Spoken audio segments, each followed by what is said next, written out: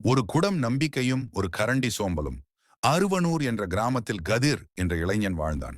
அவன் கனவு பெரியது. ஒரு நாள் பெரிய தொழிலதிபராகணும் என்பான். அவனிடம் இருந்த ஒரே சொத்து நம்பிக்கை. ஆனால் அவன் வாழ்க்கையிலேயே ஒட்டிக்கொண்ட ஒரு பெரிய குறை சோம்பேறித்தனம். வீட்டில் அம்மா அடிக்கடி சொல்லுவாள், கதிரா, நம்பிக்கை மட்டும் போதாது மகனே, வேலை செய்யணும். கதிர் சிரித்துக்கொண்டு, ஆமாம்மா, நாளைக்கு பார்க்கலாம் என்பான். நாளை நாளை என்று கூறிக்கொண்டு பல ஆண்டுகள் கடந்து விட்டது. ஆனால் கதிரின் மனசில் இருந்த நம்பிக்கையின் குடம் மட்டும் நிரம்பியிருந்தது. அதுக்குள் அவன் தினமும் ஒரு கரண்டி சோம்பலை ஊற்றிக்கொண்டே இருந்தான். கிராமத்தில் வந்த அறிவிப்பு. ஒரு நாள் கிராமத்தில் அறிவிப்பு வந்தது.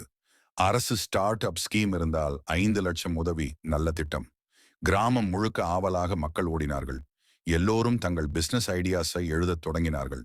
ஆனால் கதிர் மட்டும் நாளைக்கு போய் சப்மிட் பண்ணலாம் என நினைத்தான். பக்கத்து வீட்டு குழந்தை கூட ஃபார்ம் ஃபில் செய்து கொண்டிருந்தது. ஆனால் கதிர் பெட்ல படுத்து யூடியூப் பார்த்து கொண்டிருந்தான். வாழ்க்கையிலான திடீர் திருப்பம். அடுத்த நாள் கதிர் மண்டபத்துக்கு போனான். அங்கு கூட்டமே இல்லை. ஏன் தெரியுமா?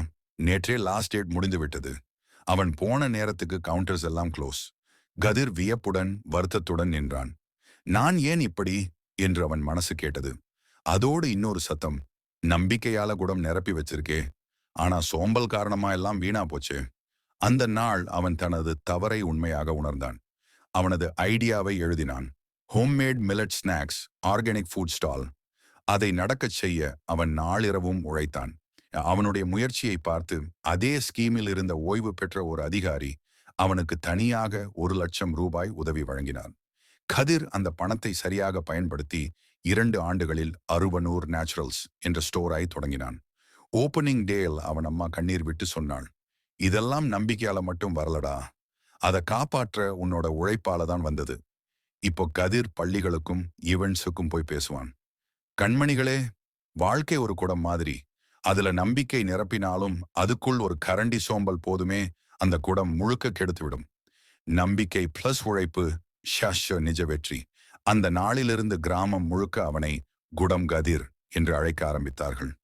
அவனுடைய சோம்பல் கரண்டியை அவன் வாழ்க்கையிலிருந்து தூக்கி எறிந்ததும் அவனுடைய விதி மாறிவிட்டது.